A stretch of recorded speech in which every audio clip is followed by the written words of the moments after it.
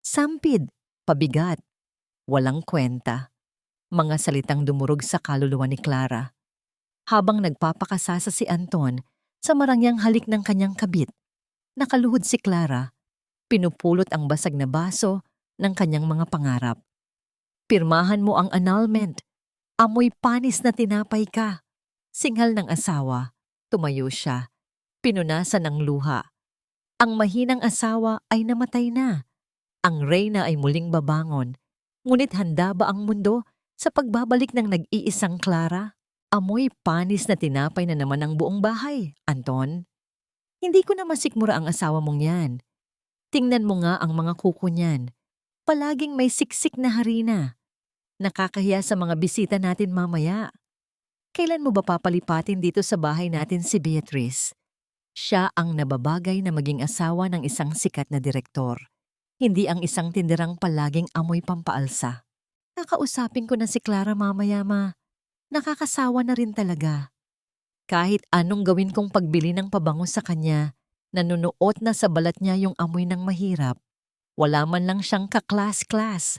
Pinakain at pinatira na nga natin dito, parang walang utang na loob kung umasta. Nakakahiya ng isama sa mga corporate events. Mabuti pa si Beatrice, alam kung paano dalhin ang pangalan ko. Sa labas ng nakaawang na pinto ng formal na hapagkainan, nakatayo si Clara. Ang kanyang nanginginig na mga kamay ay mahigpit na nakahawak sa isang mainit na bandeha ng bagong lutong pandesal.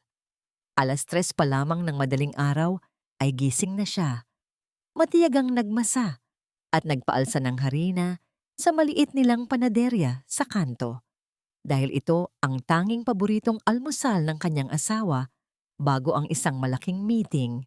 Bawat piraso ng tinapay na yon ay hinulma ng kanyang pagmamahal at pag-asa na baka sakaling sa simpleng almusal na ito ay maiparamdam niya ang kanyang halaga. Ngunit ang isinukli sa kanya ay mga salitang kasing talim ng patalim. Walang luhang bumagsak mula sa kanyang mga mata, ngunit ang sakit ay tila isang malaking bato na dumagan sa kanyang lalamunan. Bumigat ang kanyang paghinga. Ang mga daliri niyang puno ng kalyo mula sa walang katapusang pagmamasa ay bumaon sa gilid ng mainit na bakal ng bandeha. Nararamdaman niya ang matinding paso sa kanyang balat. Ngunit hindi niya alintana ang kirot. Mas sinusunog siya ng katotohanang narinig mula sa bibig ng lalaking pinangakuan niya ng walang hanggang pag-ibig sa harap ng altar. Ang 7 taon ng kanyang pagtitiis ay tila naging isang malaking kahangalan. Ang pagyukon niya, ang sinadyang pagkalimot sa sariling talino at pangarap para lamang protektahan ang marupok na ego ni Anton. Lahat ng ito ay tinawag lamang na amoy ng mahirap. Tila nakalimutan na ni Doña Carmen na ang mismong perang ginagamit nito pambili ng mga mamahaling bag at pampaganda ay nagmumula sa mga barya-baryang kinikita niya sa pagtitinda ng tinapay. Nakalimutan na rin ni Anton na noong mga panahong lugmok ito sa depresyon at walang trabaho, ang amoy pampaalsa na pandidiri nito ngayon ang nagpakain at bumuhay sa kanya. Tila bumalik ang kanyang gunita sa isang malamig na gabi sa ospital. Maraming taon na ang nakalilipas. Nakaluhod siya noon sa malamig na sahig habang hawak ang resibo ng pagpapagamot ng kanyang ina, lumuluha at nagmamakaawa. Ang tulong na ibinigay ng pamilya ni Anton ang naging utang na loob na isinumbat sa kanya habang buhay. Ito ang kadena na nagtali sa kanya sa laso ng pamilyang ito. Ginawa siyang alipin ng sarili niyang pasasalamat. Kinumbinsi ang sarili na ang kalupitan nila ay bahagi lamang ng kanyang obligasyong magbayad. Nabalik lamang ang diwa ni Clara sa kasalukuyan nang biglang umalingaw-ngaw ang tunog ng telepono mula sa loob ng silid. Ang matigas at mayabang na boses ni Anton kanina ay biglang naging maamo, halos lumuluhod sa matinding paggalang at takot. "Yes, sir. Opo, nakahanda na po ang lahat para sa audit ng lumang investor natin. Makakaasa po kayo.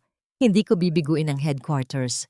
Susundin ko po ang lahat ng utos ng board of directors." Sino ang taong nasa kabilang linya na may kayang magpaamo sa isang lalaking puno ng pagmamataas? Isang mapait at pagod na ngiti ang sumilay sa mga labi ni Clara habang pinapakinggan ang panginginig sa boses ng kanyang asawa. Kung alam lamang ni Anton na ang kapangyarihang lubos niyang sinasamba at kinatatakutan ay nagmumula sa mismong babaeng pinandidirian niya at gustong itapon. Dahan-dahan, umatras si Clara sa dilim ng pasilyo. Ibinaba niya ang bandeha ng mainit na pandesal sa ibabaw ng lumang kabinet sa gilid ng pinto. Ang bawat hakbang niya palayo ay mabigat, ngunit walang ingay. Hindi siya sumigaw, hindi niya ibinalagbag ang pinto para ipaglaban ang kanyang sarili. Dahil sa mga pagkakataong tulad nito, ang pinakamasakit na reaksyon ay hindi ang pag-iyak, kundi ang tuluyang pagkamatay ng pag-asa. Naglakad siya pabalik sa maliit at madilim na kwarto sa dulo ng bahay kung saan siya madalas pinatutulog ni Doña Carmen sa tuwing may mga bisitang matataas ang katayuan sa lipunan.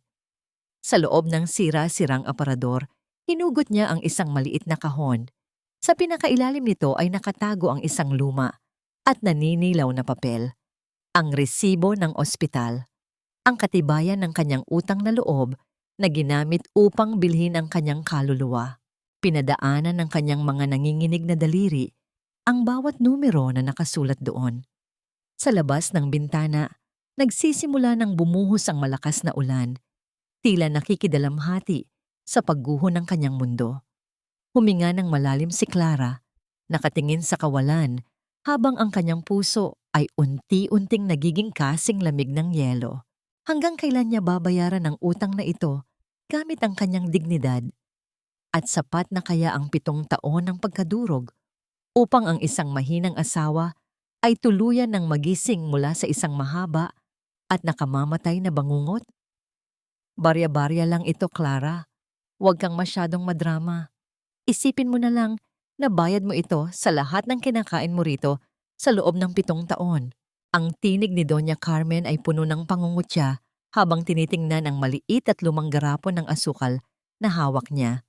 Gamit ang kanyang mga kamay na may suot na mamahaling hiyas, walang habas niyang ibinuhos ang laman yon sa ibabaw ng lamesa sa kusina. Kumalat ang mga barya at lukot na 20 pesos. Ang bawat sentimong pinaghirapan ni Clara sa pagluluto ng libu-libong tinapay sa ilalim ng init ng hurno. Ang bawat barya doon ay simbolo ng puyat, pagod at ang pangarap niyang makabili ng gamot para kay Mang Jose. Ang matandang lalaking nagturo sa kanya ng lahat ng alam niya sa panaderya na ngayon ay may malalang sakit sa baga. Ma, pakiusap. Huwag yan. Ipon ko po yan para sa gamot ni Mang Jose. Halos 2 taon ko pong pinag-ipunan yan. Ang pakiusap ni Clara, ang kanyang boses ay nanginginig at puno ng pagsusumamo. Lumapit siya upang subukang bawiin ang mga barya. Ngunit isang mabilis at malakas na tulak ang ginawa ni Doña Carmen sa kanya. Napaupo si Clara sa sahig. Ang kanyang mga palad ay sumadsad sa mga nagkalat na butil ng asukal na tumapon din mula sa garapon. Ang magaspang na pakiramdam ng asukal sa kanyang balat ay tila mga maliliit na karayom na tumutusok sa kanyang pagkatao. Gagamitin ko ito pambili ng regalo para kay Beatrice. Nakakahiya naman kung pupunta siya rito mamaya at wala man lang akong maibigay na disenteng welcome gift. Isang sikat na model at influencer ang bisita natin, Clara. Hindi siya tulad mo na kontento na sa mumurahing sabon, dugtong pa ng matanda, habang masayang isinisilid ang pera sa kanyang mamahaling pitaka. Eksaktong pumasok si Anton sa kusina. Suot ang kanyang mamahaling suit na ang tahi ay tila perpekto sa kanyang tindig. Tiningnan niya ang kanyang asawang nakasalampak sa sahig, ngunit wala man lang bakas ng pag-aalala sa kanyang mga mata. Sa halip, ang tanging nakita ni Clara ay ang matinding inis. Anton, ang pera ko, kinuha ni Mama. Pambili yun ng gamot ni Mang Jose. Sumbong ni Clara, umaasa na kahit kaunti ay may natitira pang malasakit sa puso ng kanyang asawa. Ngunit huminga lamang ng malalim si Anton at lumapit sa kanyang ina upang tulungan itong ligpitin ang huling barya. Huwag kang masyadong madamot, Clara. Pera lang yan. Kung gusto mong tulungan ang matandang yon, magtrabaho ka pa ng mas matagal sa panaderya. You're staying in this house for free anyway. Masyado kang nagiging calculative sa pamilya ko. Isipin mo na lang, investment ito para sa image natin pagdating ni Beatrice mamaya. Ayokong mapahiya sa kanya dahil lang sa barya-barya mo.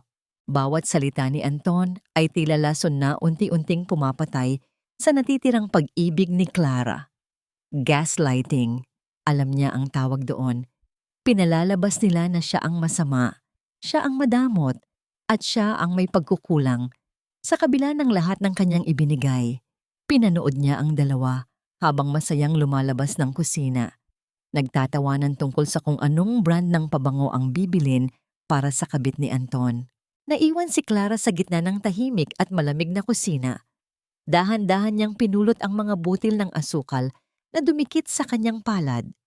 Pinagmasdan niya ang mga ito, maliliit, puti, at madaling matunaw. Parang ang kanyang sarili sa loob ng bahay na ito, isang pampatamis sa buhay ng iba na kapag naubos na ay basta na lamang itatapon.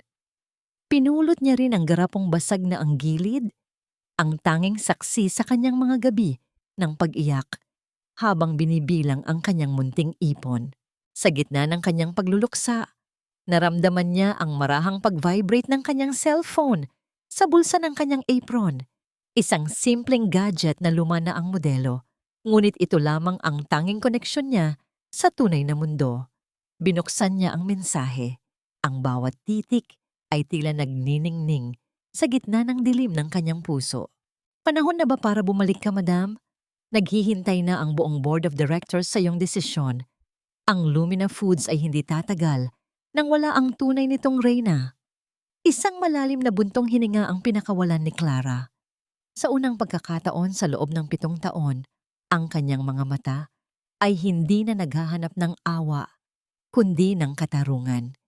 Ngunit bago pa man niya matapos basahin ang mensahe, isang malakas na pagtama ng bakal sa kahoy na pinto ang umalingaw-ngaw sa buong bahay. Ang marahas na tunog ng pagkatok ay sinundan ng isang matinis at mapagmataas na boses mula sa labas. "Hello? Is anyone home? Anton? Darling?" Si Beatrice. Nanigas si Clara sa kanyang kinatatayuan. Nararamdaman niya ang mabilis na pagtibok ng kanyang puso. Mula sa siwang ng pinto ng kusina, nakita niya ang pagpasok ng isang babaeng tila galing sa pahina ng isang fashion magazine. Nakasuot ito ng pulang bestido na hapit sa katawan. Ang buhok ay perpektong nakastyle at ang bawat hakbang nito ay puno ng pagyayabang. Sinalubong ito ni Anton nang may mahigpit na yakap at isang halik na hindi kailanman ibinigay sa kanya sa loob ng maraming taon. At sa gilid, nakita ni Clara ang kanyang ina-inahang, si Doña Carmen. Naabot langit ang nangiti habang iniaabot ang isang maliit na kahon ng regalo. Ang regalong binili gamit ang perang pambili sana ng hininga para sa isang matandang naghihingalo. Tumingin si Beatrice sa direksyon ng kusina at nagtama ang kanilang mga mata. Isang mapait at mapang-asar na ngiti ang sumilay sa mga labi ng babae. Tila isang paalala na sa loob ng bahay na ito, si Clara ay wala ng puwang. Huwag mo nang subukang umupo rito, Clara. Baka magmukha ka lang mantsa sa malinis na tela ng hapagkainan na ito. Manatili ka na lang sa kusina at siguraduhing hindi mauubusan ng wine ang mga baso namin. Ang boses ni Doña Carmen ay parang latigo na humahagupit sa likod ni Clara. Habang ang tatlo ay masayang nakaupo sa harap ng mga pagkaing ang katumbas ng halaga, ay halos isang buwan ng kita ng panaderya. Si Clara ay nananatiling nakatayo sa gilid. May hawak na puting tuwalya sa kanyang braso, handang magsilbi. Ang bawat tawa ni Beatrice at ang bawat malambing na haplos nito sa balahibo ng braso ni Anton ay tila mga tinik na pilit ibinabaon sa kanyang lalamunan. "Oh, is this the wife you were talking about, Anton? I mean, she's efficient, I guess?" Ang tawa ni Beatrice ay parang tunog ng nababasag na kristal. Maganda pakinggan ngunit nakakasugat. Pinagmamasdan niya si Clara mula ulo hanggang paa na parang isang insektong nadampot sa kalsada. Pero darling, look at her hands. Ang dumi, di ba? Parang may mga uling na hindi na matanggal. Paano mo nasisikmura ang pagkaing hinahawakan niya? Tumingin si Anton kay Clara at sa halip na ipagtanggol ang asawa, ay diring-diri rin nitong tiningnan ang mga kamay ng babaeng 7 taon niyang nakasama. Sinabi ko na sa kanya na mag-gloves, Beatrice. Pero matigas ang ulo niyan. Masyadong sanay sa hirap kaya hindi na marunong mag-adjust sa marangyang buhay. Pasensya ka na kung medyo nawawalan ka ng gana. Ang mga kamay ni Clara ay kusang nanginig sa kanyang gilid. Gusto niyang sumigaw na ang mga kamay na tinatawag nilang marumi ang mismong naghugas ng kanilang mga damit, naglinis ng kanilang bahay, at nagmasa ng tinapay na naging pundasyon ng kanilang kaginhawaan. Ngunit nanatili siyang pipi. Naalala niya ang huling bilin ng kanyang ina bago ito bawian ng buhay na ang pagtitiis ay isang birtud, na ang tunay na pag-ibig ay marunong magpakumbaba. Pero naitanong niya sa kanyang sarili, pag-ibig pa ba ito o unti-unti ng pagkitil sa kanyang kaluluwa? Lumapit si Clara upang lagyan ng mainit na sabaw ang mangkok ni Beatrice. Sa bawat paggalaw niya, nararamdaman niya ang titig ng babae na tila hinuhubaran siya ng dangal. Wait, what is this? Biglang tanong ni Beatrice habang dinadamot ang isang piraso ng pandesal mula sa basket na inihanda ni Clara. Kinagat niya ito ng bahagya, pagkatapos ay agad na diring-diri na idinura sa kanyang mamahaling tissue. Yuck, Anton. It's so bland. At ang tigas. Parang pangmasa lang talaga ang lasa. Hindi ba kayo marunong bumili ng artisan bread mula sa BGC? This is so cheap. It's insulting my palate. Walang pasabi na kinuha ni Beatrice ang buong basket ng tinapay at itinapon ang mga ito sa basurahan sa gilid ng lamesa. Ang tunog ng pagbagsak ng mga tinapay sa loob ng plastik na basura ay parang huling pintig ng puso ni Clara na tuluyan ng nawasak. Ang bawat piraso ng pandesal na yon ay pinagpuyatan niya, hinulma sa ilalim ng malamig na madaling araw at binuo mula sa kanyang mga huling patak ng pawis. Ngayon, kasama na sila ng mga tira-tirang buto at dumi, itinuring na basura ng isang babaeng walang ibang ginawa kundi ang mang-agaw. I'm sorry, Beatrice. Itapon mo na lang lahat iyan, Clara, at huwag ka nang maghain ng kahit anong gawa mo rito. Masyado kang nagpapahiya sa harap ng mga bisita ko. Ang malamig na utos ni Anton nang hindi man lang tinitingnan ang kanyang asawa sa mga mata. Huminto ang mundo ni Clara. Ang kanyang paningin ay nagdilim, hindi dahil sa galit, kundi dahil sa isang matinding liwanag ng katotohanan. Ang bawat sakripisyo niya ay hindi kailanman ituturing na sapat. Para sa pamilyang ito, siya ay isa lamang kasangkapan na pwedeng palitan kapag may dumating na mas makintab. Isang malalim na buntong hininga ang pinakawalan ni Clara. Hindi na ito ang buntong hininga ng pagtitiis, kundi ang simula ng isang paglaya. Lumingon siya sa basurahan kung saan nakalubog ang kanyang mga tinapay. Sa sandaling iyon, ang huling bakas ng utang na loob na nararamdaman niya para sa pamilyang ito ay tuluyan ng nabulok kasama ng mga basurang iyon. Excuse me, ang tanging nasabi ni Clara sa isang boses na kasing lamig ng bangkay. Tinalikuran niya ang hapagkainan nang hindi hinihintay ang pahintulot ni Doña Carmen.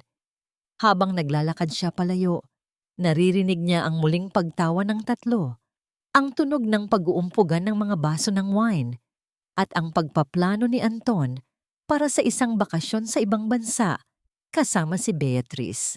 Pumasok siya sa kanyang maliit na kwarto at isinara ang pinto. Hindi siya umiyak. Sa halip, kinuha niya ang kanyang lumang bag at sinimulang ilagay doon ang kanyang iilang pirasong damit. Sa kailaliman ng kanyang isipan, isang katanungan ang patuloy na umaalingaw-ngaw. Hanggang kailan mo hahayaang tapakan ng iyong dangal bago mo ipakita sa kanila kung sino ang tunay na nagmamay-ari ng lupang kanilang kinatatayuan? Umalis ka na. Ngayon din. Huwag mong hintayin na kaladkarin pa kita palabas ng pamamahay ko. Ang boses ni Anton ay kasing lamig ng hanging pumapasok mula sa nakabukas na bintana. Walang bahid ng pag-aalinlangan, walang bakas ng pagsisisi. Sa likuran niya nakatayo si Beatrice na may suot na mapangaping ngiti. Tila isang reyna nakakarating lang sa kanyang bagong nasasakupan. Ang gabi ay madilim at ang langit ay nagsisimula nang magbanta ng isang malakas na buhos ng ulan. Ngunit para kay Anton, mas mahalaga ang katahimikan ng kanyang bagong buhay kaysa sa kaligtasan ng babaeng nagbigay sa kanya ng lahat. At tandaan mo, Clara, singal ni Doña Carmen habang humaharang sa pinto ng silid. Wala kang itatambak sa bag mo na hindi galing sa perang pinaghirapan ng anak ko. Iwan mo rito ang lahat ng alahas na suot mo. Damit lang at ang iyong maruming pagkatao ang pwede mong dalhin. Dahan-dahang itinaas ni Clara ang kanyang kamay sa kanyang leeg. Hinawakan niya ang isang manipis at luma ng kwintas na pilak, ang tanging alaala na naiwan sa kanya ng kanyang ina. Bago pa man siya makapagsalita, marahas na hinablot ni Doña Carmen ang kwintas. Narinig ang tunog ng pagkaputol ng manipis na kadena bago ito tuluyang natanggal sa leeg ni Clara na nag-iwan ng mapulang marka sa kanyang balat. Pati ba naman ito? Ang mahinang tanong ni Clara. Ang kanyang boses ay halos isang bulong na lamang. Lahat ng bagay sa loob ng bahay na ito ay pag-aari namin. Magnanakaw ka na nga, magagawa mo pang magtanong. Ang bulyaw ng matanda. Hindi na sumagot si Clara. Sa halip, dahan-dahan niyang hinubog ang kanyang singsing sa kasal mula sa kanyang daliri. Ang gintong bilog na yon, na dati ay simbolo ng kanyang mga pangarap, ay tila naging isang mabigat na tanikala na sa wakas ay mapuputol na. Inilapag niya ito sa ibabaw ng lamesa. Ang tunog ng pagtama ng metal sa matigas na kahoy ay umalingaw-ngaw sa buong silid, isang hudyat ng katapusan na hindi na mababago pa. Kinuha ni Clara ang kanyang lumang vali na yari sa kupas na tela. Mabigat ang bawat hakbang niya patungo sa pintuan. Nang makarating siya sa huling baitang ng hagdan, naramdaman niya ang unang patak ng ulan sa kanyang balat. Sa loob ng ilang segundo, ang mahinang ambon ay naging isang malakas na hagupit ng ulan. Tila ang langit mismo ay sumasabay sa pag-iyak ng kanyang puso. Lumingon siya sa huling pagkakataon. Nakita niya si Anton na nakatayo sa bangkomi. Ang isang kamay ay nakapulupot sa baywang ni Beatrice, habang ang isa naman ay may hawak na baso ng wine. Tinitigan siya ng asawa nang walang anumapang emosyon, na parang tinitingnan ng isang basurang itinatapon sa kalsada. Pagkatapos, tinalikuran siya nito at isinara ang pinto, na nag-iwan kay Clara sa gitna ng kadiliman at lamig ng gabi. Naglakad si Clara sa ilalim ng malakas na ulan. Ang bawat hakbang niya sa maputik na kalsada ay puno ng paghihirap. Ang bigat ng kanyang vali ay tila dumaragdag sa bigat ng kanyang dibdib. Ang tubig ulan ay dumadaloy sa kanyang mukha, humahalo sa mga luhang hindi niya mapigilan. Wala siyang masisilungan, wala siyang matutuluyan. Sa malawak na lungsod ng Maynila, siya ay nag-iisa. Matapos ang halos isang oras na paglalakad, nakarating siya sa tapat ng isang maliit at lumang gusali. Ang karatula nito ay bahagya ng natatanggal, ngunit malinaw pa ring mababasa ang mga salitang panaderya ni Mang Jose. Kumatok siya ng mahina sa pintong gawa sa kahoy. Narinig ang tunog ng pag-urong ng trangka at dahan-dahang bumukas ang pinto. Lumabas ang isang matandang lalaki na may maputing buhok at mukhang pagod, ngunit ang kanyang mga mata ay nagpakita ng matinding gulat nang makita ang basang-basang si Clara. Clara? Diyos ko, anong nangyari sa'yo, anak? Ang nag-aalalang tanong ni Mang Jose. Hindi na nakapagsalita si Clara. Humahagulgol siyang napasandal sa balikat ng matanda. Inakay siya ni Mang Jose, papasok sa loob ng maliit na kusina ng panaderya, kung saan nanunuot pa rin ang bango ng bagong lutong tinapay. Ipinatong ng matanda ang isang makapal at mainit na kumot sa mga balikat ni Clara at iniabot sa kanya ang isang baso ng mainit na gatas. Dito ka muna, Clara. Huwag kang mag-alala. Ligtas ka rito. Ang mahinahong sabi ni Mang Jose habang pinupunasan ang tumutulong tubig sa sahig. Nanatiling tahimik si Clara sa loob ng mahabang oras, tanging ang tunog ng ulan sa bubong ang naririnig sa loob ng silid. Nang matiyak niyang mahimbing na ang tulog ng matanda sa kabilang kwarto, dahan-dahang tumayo si Clara. Lumapit siya sa isang sulok ng panaderya kung saan may isang bahagi ng sahig na gawa sa kahoy na bahagyang nakaangat. Gamit ang kanyang mga nanginginig na daliri, itinaas niya ang tabla. Sa ilalim nito ay nakatago ang isang maliit na kahon na gawa sa matibay na bakal na nababalutan ng alikabok ng maraming taon. Dahan-dahan niyang binuksan ng takip. Sa loob ng kahon, hindi harina o lumang resibo ang nakita. Sa ilalim ng malamlam na ilaw ng kusina, kuminang ang isang itim na card na may gintong tatak, isang simbolo ng kayamanan na kayang bumili sa buong pagkatao ni Anton at ng kanyang pamilya. Kasama nito ang isang opisyal na dokumento na may selyo ng Lumina Foods kung saan malinaw na nakasulat ang kanyang tunay na pangalan bilang ang nag-iisang tagapagmana at CEO ng kumpanya. Hinigpitan ni Clara ang hawak sa card. Ang malamig na plastik ay tila naging apoy na muling nagpasigla sa kanyang katawan. Ang mga luhang kanina'y walang tigil sa pagpatak ay unti-unting natuyo, napalitan ng matalim at matatag na titig. Ang dating Clara na nabubuhay para suklian ang utang na loob ay naiwan na sa gabing binasa ng ulan. Sa pagsikat ng araw, ibang babae na ang haharap sa salamin. Isang babaeng hindi na magpapayag na yurakan, hindi na yuyuko, at kailanman ay hindi na muling magpapakatanga para sa iba. Ang sikat ng araw na sumisilip sa bintana ng maliit na kwarto ni Mang Jose ay hindi nagdala ng init, kundi isang malamig na determinasyon sa puso ni Clara. Tumayo siya sa harap ng isang luma at basag na salamin. Pinagmasdan niya ang kanyang sarili, ang kanyang mahabang buhok na dati ay hinahaplos ni Anton, na ngayon ay tila mga tanikalang nakapulupot sa kanyang leeg. Gamit ang isang matalas na gunting na ginagamit sa paggupit ng plastik ng harina, dahan-dahan niyang hinawakan ang kanyang buhok. Ang tunog ng pagtalim ng talim ng gunting sa bawat hibla ng kanyang buhok ay tila musika sa kanyang pandinig. Isa-isang nahulog ang mga itim na hibla sa sahig, kasama ng mga alaala ng 7 taon ng panunupil. Nang matapos siya, ang babaeng nasa salamin ay mayroon ng maikli at matapang na gupit. Ang kanyang mga mata ay hindi na namamaga sa pag-iyak, kundi nagniningning sa talino at kapangyarihan. Kinuha ni Clara ang isang mamahaling cellphone na itinago niya sa loob ng maraming taon sa ilalim ng kanyang mga lumang damit. Pinindot niya ang isang numero na tanging ay siya lamang ang nakakaalam. Sa ikatlong tunog ng hudyat ng koneksyon, isang baritono at magalang na boses ang sumagot mula sa kabilang linya. "Madam, kayo ba yan? 7 taon akong naghintay para sa tawag na ito." Ang boses ni Marcus ay puno ng pananabik at paggalang. "Marcus, itigil mo na ang lahat." Ang malamig na utos ni Clara. "I-freeze mo ang lahat ng anonymous funding na ipinapasok natin sa kumpanya ni Anton. Putulin mo ang lahat ng credit lines na nakapangalan sa shell companies ko na sumusuporta sa mga proyekto niya. Ngayon din, masusunod, madam. Pero kailangan ninyong malaman, ang kumpanya ni Anton ay isang bahay na gawa sa baraha.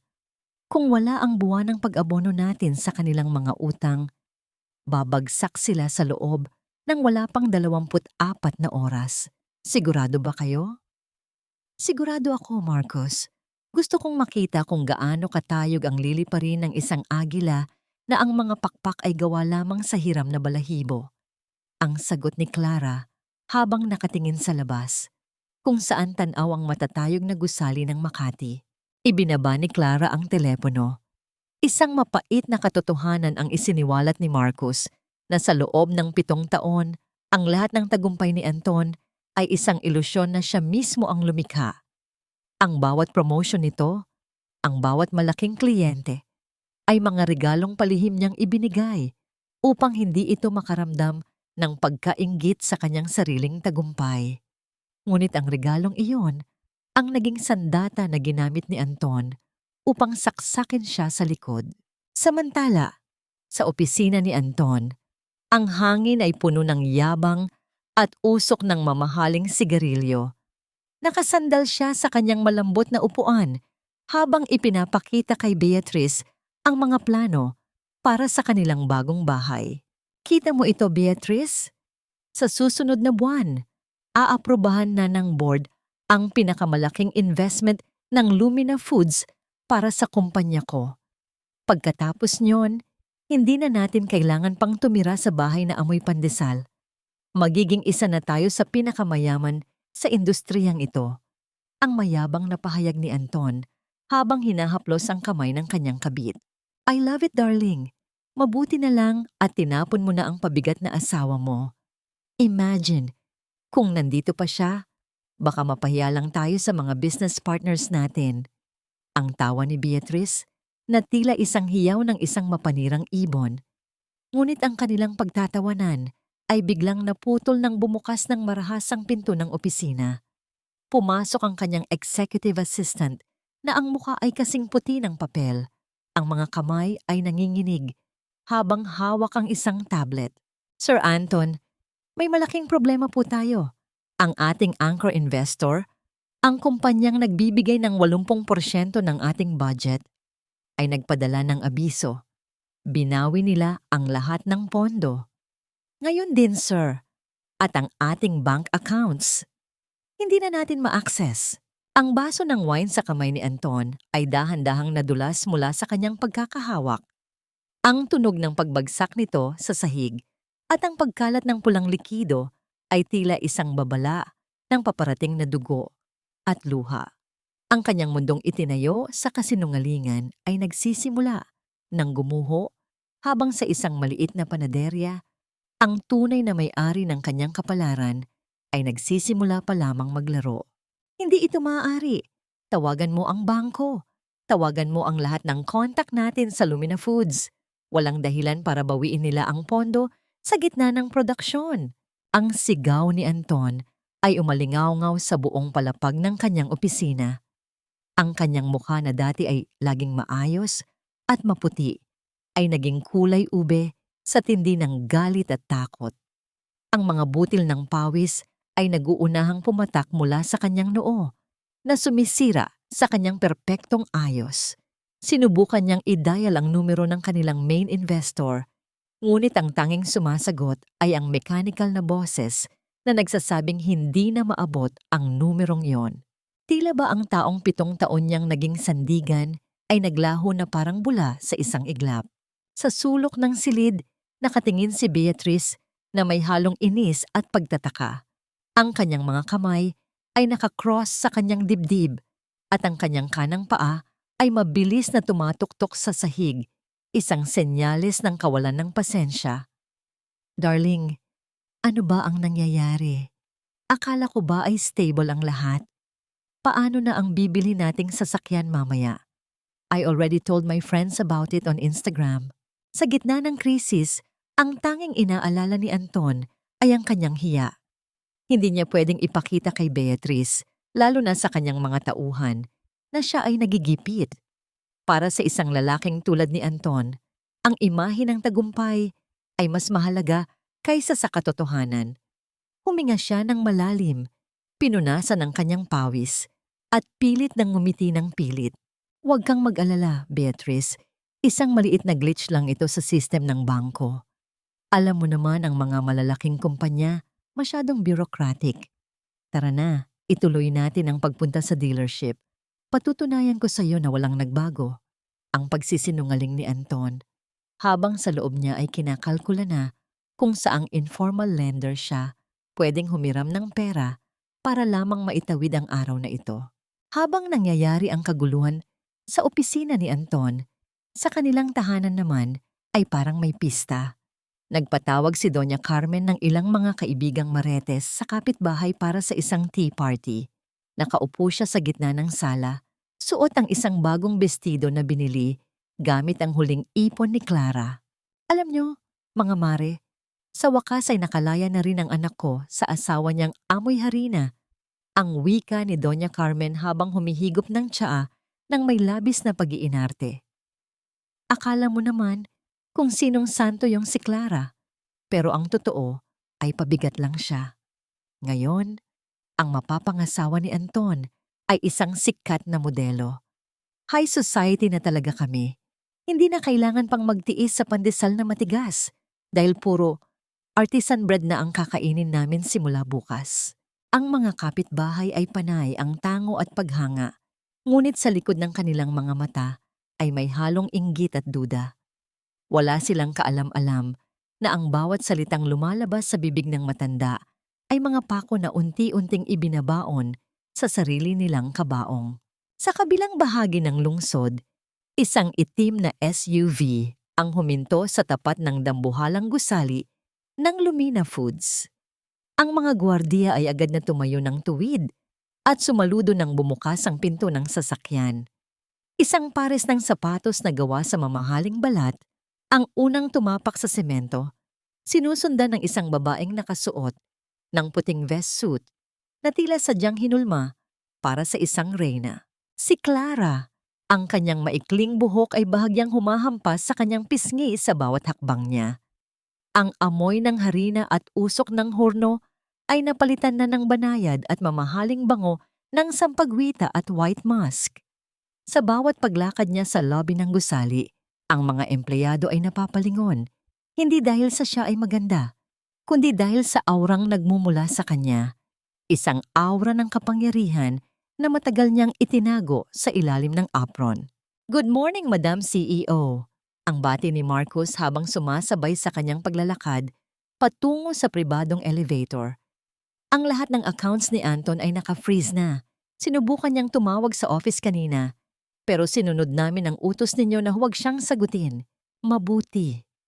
Ang maikling sagot ni Clara. Ang kanyang boses ay walang bakas ng galit, kundi isang purong profesionalismo na nakakanginig sa sinumang makakarinig. Hayaan mo siyang malunod sa sarili niyang pagmamataas. Gusto kong maranasan niya ang pakiramdam ng humihingi ng tulong sa isang saradong pinto. Samantala, sa isang dealership ng mga luhong sasakyan, abot langit ang nangiti ng mga salesman habang inaasikaso sina Anton at Beatrice. Ang pulang sports car na pinili ni Beatrice ay nagniningning sa ilalim ng mga spotlight. "Sir, kailangan lang po namin ang inyong credit card para sa down payment at processing fees." Ang magalang na sabi ng salesman habang iniaabot ang card terminal. Buong yabang na kinuha ni Anton ang kanyang gold card mula sa kanyang pitaka. Tiningnan niya si Beatrice nang may mapang-akit na ngiti. Tila sinasabing siya ang pinakamakapangyarihang lalaki sa mundo. Ipinasok niya ang card sa makina. Isang matagal na katahimikan ang namayani sa paligid. Ang tunog ng pagproseso ng makina ay tila naging isang mabagal at nakabibinging tibok ng puso para kay Anton. Pagkalipas ng ilang segundo, isang pulang ilaw ang kumislap sa screen ng terminal. Ang salesman ay kumunot ang noo at muling sinubukan ang card. Muli, ang screen ay nagpakita ng isang malinaw at malupit na mensahe. "Transaction declined. Contact issuing bank." Ang mukha ni Anton ay biglang nawalan ng kulay. Ang kanyang kamay ay nagsimulang manginig habang hawak ang card na ngayon ay tila isang piraso na lamang ng walang kwentang plastik. Tumingin sa kanya si Beatrice. Ang kanyang mga mata ay naniningkit sa tindi ng pagkapahiya at galit. "Anton, what is the meaning of this? Sabi mo ayos lang ang lahat?" Ang boses ni Beatrice ay tumaas na nakakuha ng atensyon ng ibang mga customers sa showroom. Ang dambuhalang kumpanya, ang mamahaling bahay, at ang kanyang perpektong imahe ay nagsisimula ng mabasag. At ito ay simula pa lamang ng mahabang pagbagsak ni Anton sa kailaliman ng impyernong siya rin ang gumawa. "Ano ba, Anton? Hindi mo ba alam kung gaano mo ako ipinahiya sa harap ng mga taong yon? I am a public figure. My reputation is everything. At ang iparanas sa akin ang madeclinean ng card ay isang malaking insulto. Ang boses ni Beatrice ay hindi na ang malambing na himig na nakasanayan ni Anton. Ngayon, ito ay matinis, matalas, at bawat salita ay tila isang punyal na itinusok sa kanyang natitirang dignidad. Habang sila ay naglalakad, palabas ng dealership, hindi man lang siya tinitingnan ng babae. Mabilis ang bawat hakbang nito sa suot na mamahaling takong na tila diring-diri na madikit sa kanya. Darling, pakiusap. Maniwala ka sa akin. Isang pagkakamali lang iyon ng bangko. Tumatawag na ang assistant ko sa kanila. Baka bukas o sa makalawa ay maayos na ang lahat. Hindi kita bibiguin, Beatrice. Ang pagsusumamo ni Anton, ang kanyang mga kamay ay akmang hahawak sa braso ng babae, ngunit agad itong umiwas. Buklas o sa makalawa? No, Anton. I need that car today. May event ako bukas at kailangan kong mag-arrive ng may class. Kung hindi mo kayang ibigay ang mga pangunahing hiling ko, baka dapat nating pag-isipan muli kung may patutunguhan ba ang relasyong ito. Ang banta ni Beatrice, bago pa balagbag, na sumakay sa kanyang sariling sasakyan at mabilis na pinaharurot ito na nag-iwan kay Anton sa gitna ng usok at alikabok ng kalsada. Naiwan si Anton na nakatayo ng mag-isa. Ang kanyang hiya ay tila isang lason na kumakalat sa kanyang buong katawan. Hindi niya kayang tanggapin na sa isang iglap ay nawawala ang lahat ng kanyang pinaghirapan. Ngunit sa halip na magmuni-muni at aminin ang kanyang mga pagkakamali, ang kanyang isipan ay lalong naghahanap ng paraan upang mapanatili ang kanyang huwad na katayuan. Kinuha niya ang kanyang telepono at dinial ang isang numerong matagal na niyang iniingatan. Isang numerong hindi dapat tinatawagan ng isang disenteng negosyante. Isang pautang na may mataas na interes. Isang patibong na handang kumitil sa kanyang kinabukasan kapalit ng panandaliang karangyaan. Habang ang kadiliman ay unti-unting bumabalot sa puso ni Anton, sa loob naman ng dambuhalang gusali ng Lumina Foods, ang liwanag ng katarungan ay nagsisimula ng sumiklab. Nakaupo si Clara sa gitna ng isang malawak na conference room. Ang kanyang mukha ay seryoso, nakatuon ang atensyon sa isang malaking screen kung saan ipinapakita ang bagong kampanya ng kumpanya.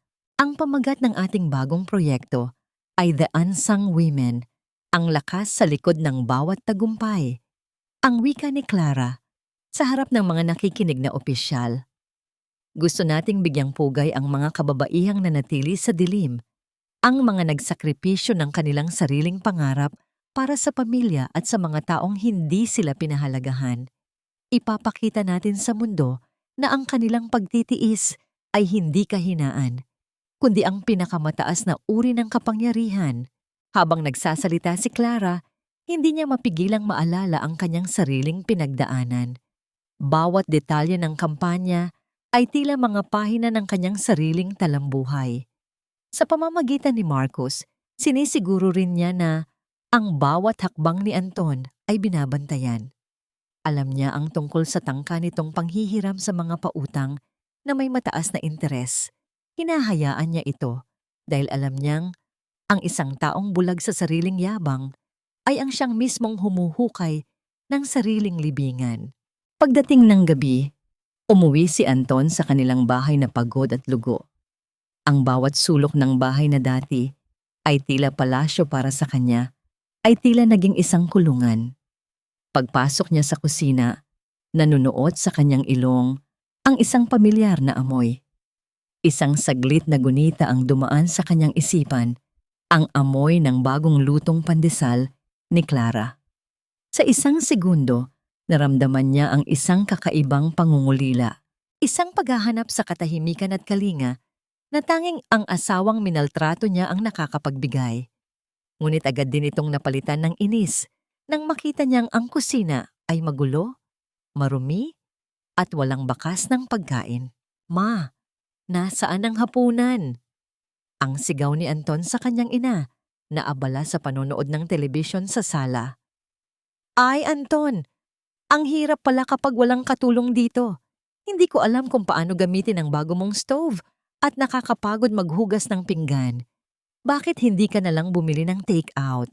At nga pala, kailangan ko ng pera para sa membership fee ko sa club. Nakakaya sa mga amigas ko kung hindi ako makakabayad. Ang reklamo ni Doña Carmen nang hindi man lang tumitingin sa anak. Huminga ng malalim si Anton. Ang kanyang ulo ay tila sasabog sa tindi ng stress. Sa gitna ng kanilang pag-uusap, isang malakas na tunog ng pagkatok sa pinto ang bumasag sa katahimikan. Hindi ito ang magalang na katok ng isang bisita, kundi isang seryoso at mabigat na tunog na nagdadala ng masamang balita. Dahan-dahang lumapit si Doña Carmen sa pinto at binuksan ito. Isang lalaking nakasuot ng barong at may hawak na makapal na sobre ang nakatayo doon. Magandang gabi po. Kayo po ba si Mrs. Carmen Sanchez? Mayroon po akong dalang legal na paunawa mula sa bangko at sa kumpanyang nagmamay-ari ng lupang kinatitirikan ng bahay na ito. Isang notice of foreclosure. Mayroon lamang kayong 7 araw upang lisanin ang property na ito dahil sa hindi pagbabayad ng mga obligasyon at paglabag sa kontrata ng pag-upa. Ang seryosong pahayag ng lalaki bago iniabot ang sobre sa nanginginig na kamay ng matanda. Ang sobreng kulay puti na may pulang tatak ng urgent ay tila naging isang mainit na uling sa kamay ni Doña Carmen. Ang kanyang muka ay nawalan ng kulay, ang kanyang bibig ay naawang ngunit walang tunog na lumabas. Sa likuran niya, nanigas din si Anton. Ang kaisa-isang bagay na nagbibigay sa kanila ng ilusyon ng kapangyarihan ay kukunin na sa kanila. Ang kanilang mundo ay tuluyan ng guguho at walang Beatrice o yabang ang makakapagsalba sa kanila mula sa paparating na bagyo. Ang gabi sa loob ng marangyang ballroom ng isang tanyag na hotel sa Makati ay balot ng kislap ng mga dambuhalang chandelier at ang halimuyak ng mga mamahaling pabango. Ngunit para kay Anton, ang hangin ay tila nauubusan ng oxygen. Pinipilit niyang ayusin ang kanyang kurbata na tila sumasakal sa kanyang leeg sa bawat segundong lumilipas. Ang kanyang suot na suit, bagaman maayos tingnan, ay tila isang mabigat na baluti na hindi na kayang itago ang kanyang pangangatog. Narito siya upang magbakas sakali. Ito ang huling baraha ng isang desperadong sugarol. Ang balita tungkol sa presensya ng anonymous president ng Lumina Foods sa gabing ito ay kumalat na parang apoy sa tuyong damo. Para kay Anton, ito ang tanging paraan upang maisalba ang kanyang kumpanya mula sa tuluyang paglubog. Beatrice, kailangan nating makalapit sa kanya.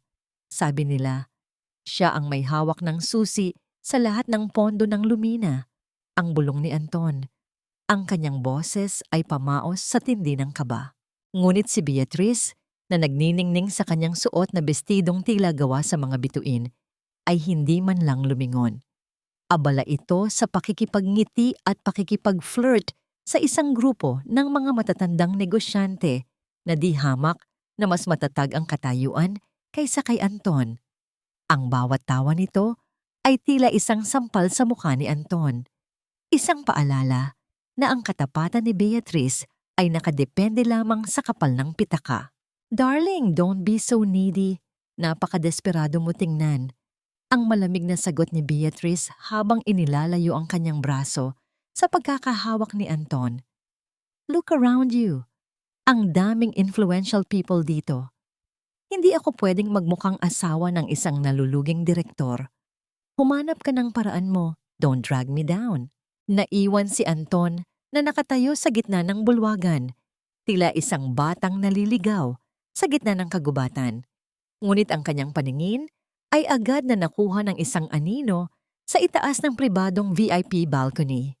Doon, sa gitna ng malamlam na ilaw, nakatayo ang isang babae.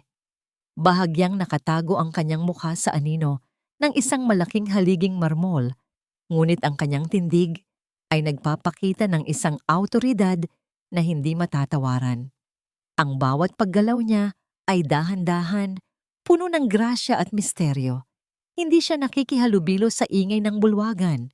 Sa halip, tinitingnan niya ang lahat mula sa itaas, na parang isang diyosa na nagmamasid sa kanyang mga nasasakupan. Iyan siya, ang president ng Lumina. Ang bulong ng mga tao sa paligid. Hindi na nag-isip pa si Anton. Mabilis siyang naglakad patungo sa hagdanang patungo sa VIP area. Ngunit bago pa man siya makatapak sa unang baitang, dalawang dambuhalang gwardiya na nakasuot ng barong ang humarang sa kanyang daraanan. Excuse me, kailangan kong makausap ang president nyo. I am Anton Sanchez, CEO of Sanchez Creative Studios. Mayroon kaming existing partnership sa Lumina. Ang malakas na pahayag ni Anton na nakuha ang atensyon ng ilang mga bisita sa malapit. Sir, bawal po ang pumasok dito kung wala kayong gold pass. Ipinag-utos po ng management na walang sino man ang pwedeng lumapit sa Madam President ng walang appointment. Ang matigas na sagot ng gwardiya. Pagdating niya sa tapat ng kanilang bahay, tila biglang tumigil ang mundo. Nanigas siya sa kinatatayuan habang dahan-dahang nawawala ang kulay sa kanyang mukha. Mula sa itaas, dahan-dahang iniharap ni Clara ang kanyang katawan patungo sa direksyon ng kaguluhan. Sa ilalim ng madilim na ilaw ng balkonahe, ang kanyang mga mata ay nanatiling malamig at walang emosyon. Pinanood niya ang lalaking 7 taon niyang pinagsilbihan, ang lalaking tinawag siyang Amoy Harina, habang ito ay nagmumukhang pulubi sa harap ng maraming tao.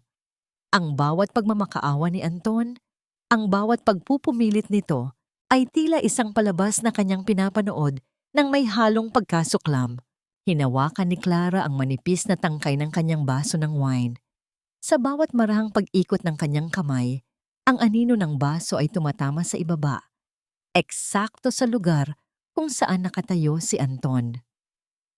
Ang aninong yon ay tila isang madilim na ulap na bumabalot sa lalaki, isang simbolikong pagpapakita na ang kapalaran ni Anton ay nasa ilalim na ng kanyang mga daliri.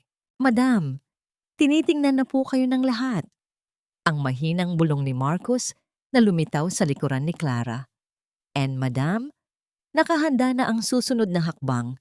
Sabi ng mga tauhan natin sa labas, saktong-sakto ang dating ng mga tao sa bahay nila.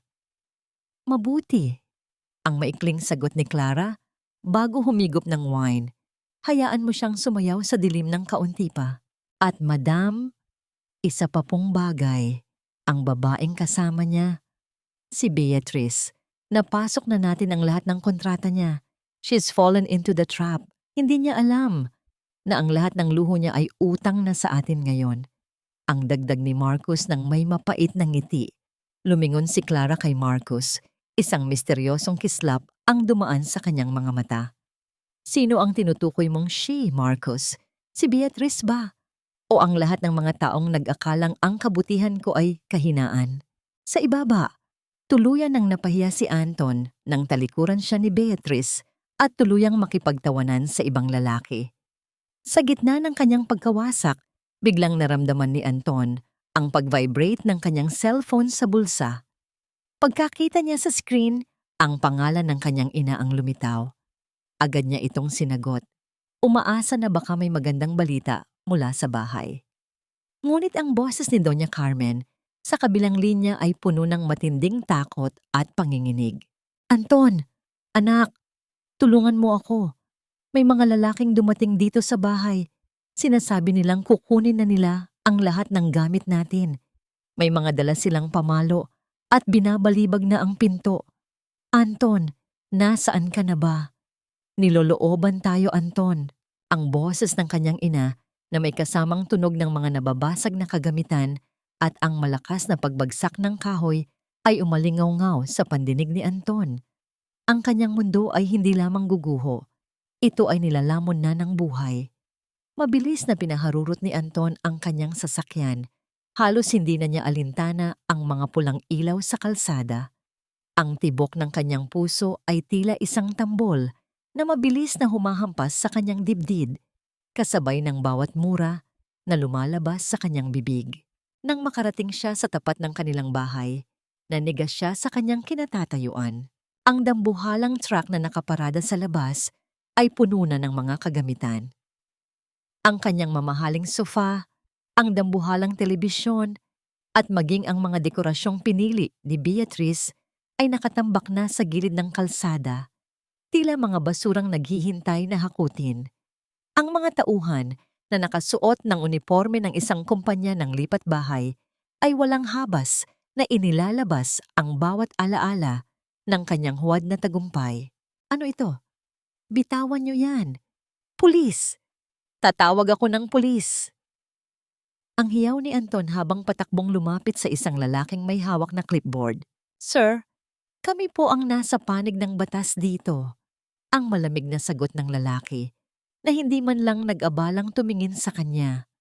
Mayroon kaming utos mula sa korte at sa kumpanyang may-ari ng property na ito. Ayon sa record, ang kumpanya ninyo ay hindi nakabayad ng upa sa loob ng 3 buwan at ang lease contract ay formal nang tinapos kahapon. Ang lahat ng kagamitang ito ay kukunin bilang collateral sa inyong mga utang. Anong utang? Ang kumpanya ko ay stable. Ang Lumina Foods ang nagbabayad niyan. Ang giit ni Anton. Ang kanyang boses ay nanginginig na sa desperasyon. Ang Lumina Foods ay nagpadala na ng formal na liham, sir. Sinabi nilang ang suportang pinansyal para sa bahay na ito ay matagal nang itinigil dahil sa mga irregularidad sa inyong kumpanya. At kung hinahanap niyo po ang kumpanyang may-ari ng lupang ito, ito ay ang Silverleaf Investments, isang subsidiary ng Lumina. Ang paliwanag ng lalaki bago muling nagpatuloy sa pag-uutos sa kanyang mga tauhan. Sa gitna ng kaguluhan, lumabas si Doña Carmen mula sa loob ng bahay. Ang kanyang buhok ay gulo-gulo. Ang kanyang muka ay puno ng luhang sumira sa kanyang makapal na makeup. Hawak niya ang isang mamahaling designer bag na tila ito na lamang ang tanging bagay na natitira sa kanyang mundo. Anton, anak, bakit nila ginagawa ito sa atin? Paalisin mo sila. Sabihin mo sa kanila na hindi tayo mga squatters. Ang hagulgol ng matanda habang pilit na kinukuha ang isang maliit na figurine mula sa kamay ng isang trabahador. Ma, tumahimik ka muna. Nasaan si Beatrice? Tinawagan mo ba siya? Sabi niya ay tutulungan niya tayo. Ang tanong ni Anton habang pilit na pinapakalma ang kanyang sarili. Tinatawagan ko siya, Anton. Pero hindi siya sumasagot. Kanina pa ako tumatawag, pero laging busy ang linya niya. Ang sagot ni Doña Carmen na lalong nagpaigting sa kaba sa dibdib ni Anton. Kinuha ni Anton ang kanyang sariling telepono. Mabilis niyang hinanap ang pangalan ni Beatrice. Sa unang pagkakataon, sumagot ito. Ngunit ang boses sa kabilang linya ay hindi ang Beatrice na nakilala niya. Ito ay isang babaeng ang boses ay kasing talim ng yelo at walang bahid ng pagmamahal. Beatrice, darling, kailangan ko ng tulong mo. Ang bahay, kinukuha nila ang bahay. Pwede mo ba kaming patuluyin sa kondo mo kahit pansamantala lang? Ang pagsusumamo ni Anton. Isang maikli at nakakainggit na tawa ang narinig ni Anton mula sa telepono. Anton, are you serious? Patuluyin ka sa kondo ko kasama ang nanay mong palaging humihingi ng pambili ng bag? Look, Anton, let's be realistic. Our relationship was an investment. Ngayong bankrupt ka na, wala na akong makukuha sa'yo. Don't call me again. Ayokong madamay sa kahihiyan mo. Ang tunog ng pagkaputol ng linya ay tila ang tunog ng huling pako sa kabaong ni Anton. Napabitaw siya sa kanyang telepono na bumagsak sa semento at nagkaroon ng malaking lamat sa screen. Ang dambuhalang maskara ng kanyang pagiging matagumpay na direktor ay tuluyan ng nadurog. Sa kabilang panig ng kalsada, sa loob ng isang itim na sasakyang may madidilim na bintana, nakaupo si Clara. Pinagmamasdan niya ang eksena sa harap ng bahay, ang kanyang dating asawa na nakaluhod sa semento at ang kanyang dating biyenan na nakaupo sa tabi ng isang tumpok ng mga sako. Wala siyang nararamdamang galit. Wala rin siyang nararamdamang awa. Ang tanging nararamdaman niya ay ang bigat ng isang malaking responsibilidad na sa wakas ay natapos na. Isang malalim na buntong hininga ang pinakawalan niya bago lumingon kay Marcus na nasa driver's seat. Madam, gusto niyo bang bumaba? Ang tanong ni Marcus. Hindi na, Marcus. Ang sagot ni Clara habang dahan-dahang itinaas ang bintana ng sasakyan. Hayaan mo silang harapin ang realidad na sila mismo ang gumawa. Ang mga taong nabubuhay sa kasinungalingan ay laging natatapos sa ganitong paraan. Habang paalis ang sasakyan, tumama ang paningin ni Anton sa nag-iisang bagay na hindi kinuha ng mga tauhan ng lipat bahay. Ito ay isang luma at nangingitim na frame ng larawan na naiwan sa tabi ng basurahan. Ang kanilang larawan nung araw ng kanilang kasal. Si Clara na may suot na simpleng bestido at isang ngangiting puno ng pag-asa. Tinitigan ni Anton ang larawan at sa unang pagkakataon, naramdaman niya ang isang matinding kirot sa kanyang puso. Hindi ito kirot dahil sa nawalang kayamanan, kundi kirot dahil napagtanto niya na sa kanyang paghahanap ng huwad na ginto, itinapon niya ang nag-iisang brilyante na tunay na nagmahal sa kanya. Isang malakas na kulog ang umalingaw-ngaw sa kalangitan, hudyat ng paparating na bagyo, habang si Anton ay naiwang nakatitig sa basag na mukha ng kanyang nakaraan. Dito, Anton, nagbibiro ka ba? Hindi ako tatapak sa maruming lugar na yan. Amoy aso at basang harina ang paligid. Nakakasuka.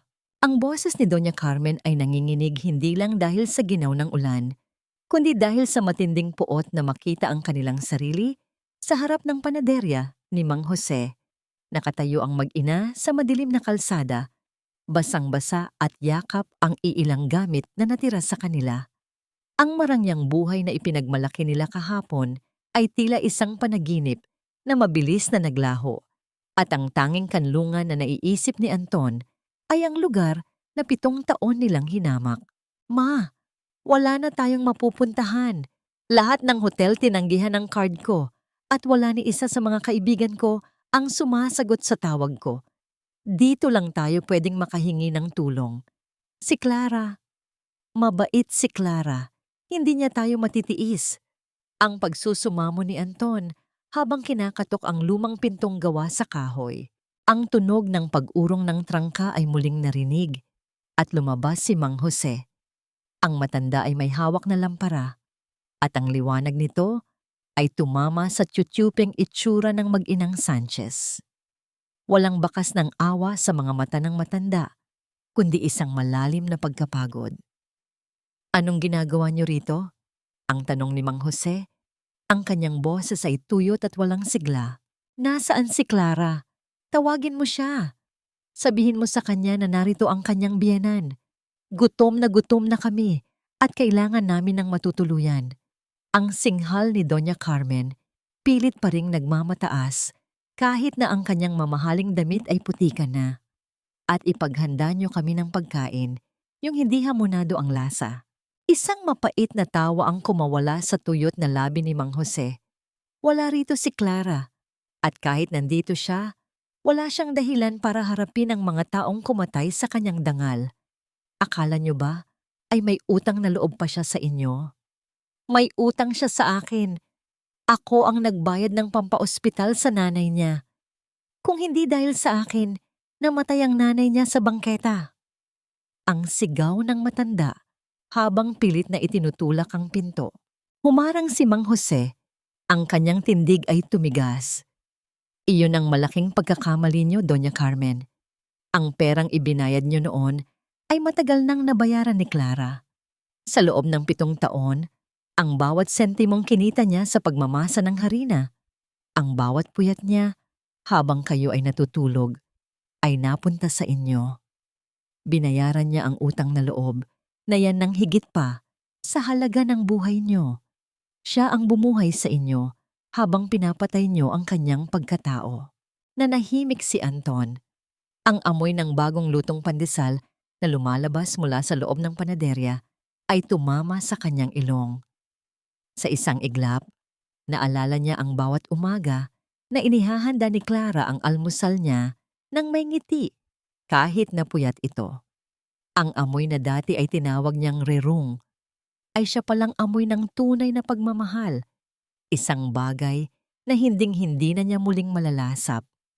Ang kanyang sikmura ay humapdi, hindi lang dahil sa gutom, kundi dahil sa matinding pagsisisi na nagsisimulang kumain sa kanyang sistema. Sa kabilang dako ng kalsada, sa loob ng kanyang madilim na sasakyan, nakatingin si Clara. Nakikita niya ang kanyang dating asawa na nakayuko, ang mga balikat ay nakalaylay sa matinding kahihiyan. Nakikita niya ang kanyang biyenan na patuloy na nakikipag-away sa hangin. Nararamdaman ni Clara ang pintig ng kanyang sariling puso, isang maayos at kalmadong pintig. Ang galit na dati ay nagpapaliyab sa kanya ay napalitan na ng isang malawak na katahimikan. Para siyang nanonood ng isang pelikula na alam na niya ang wakas. Wala na ang ugnayan, wala na ang sakit. Ang tanging natitira ay ang pagkilala na ang mga taong ito ay bahagi na lamang ng isang kabanata na matagal na niyang tinapos. Madam, alis na ba tayo? Ang tanong ni Marcus, ang kanyang boses ay puno ng pag-aalala. Sandali lang, Marcus, ang tugon ni Clara. Gusto ko lang makita ang huling pagbagsak ng kanilang maskara. Sa harap ng panaderya, tuluyan ng isinara ni Mang Jose ang pinto. Ang tunog ng pagbagsak ng kahoy at ang paglalagay ng trangka ay tila ang huling hatol ng langit para kay Anton at Doña Carmen. Naiwan silang muli sa ilalim ng ulan, sa gitna ng kalsadang puno ng putik. Isang marangyang sasakyang puti ang biglang huminto sa tapat nila. Bumukas ang bintana nito at lumabas ang mukha ni Beatrice. Ngunit hindi siya nag-iisa. Nakakapit siya sa braso ng isang lalaking kilalang karibal ni Anton sa industriya. "Oh, look, Anton! You look like a drowned rat!" Ang tawa ni Beatrice, ang kanyang mga mata ay puno ng panunya. "I just came back to get my designer shoes that I left in your..." "Oh wait, wala na nga palang bahay. Well, good luck on the streets. Don't worry, I'll make sure to post about your downfall.